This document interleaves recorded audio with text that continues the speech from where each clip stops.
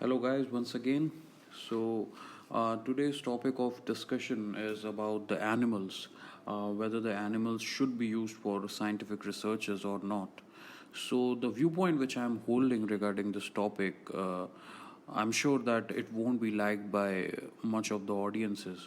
Though there will be a bunch of people who will like it, but the most of the audience won't be liking it. But still, I'll try my best to mention those viewpoints in a logical way, and I'll also try my best to convince those who don't agree to it. So this world is moving forward and surging ahead day by day with the technological development. And this technological boom was and will be only possible with relentless scientific researches, right? So these researchers always need some sacrifices from living beings for success. So, in recent times, some pseudo animal sympathizers have started making hue and cry against the use of animals for scientific research purposes. But they could not stand long with their illogical protest and demand to ban this practice.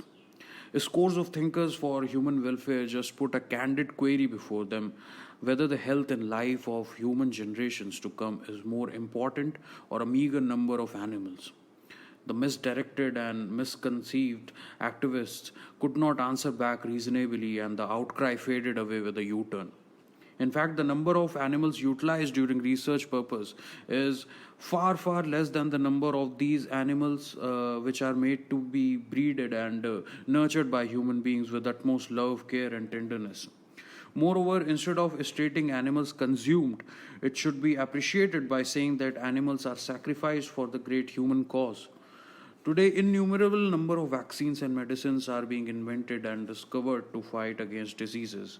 Human use of these medicines, etc., are only possible after testing it over a suitable creature, over a suitable animal.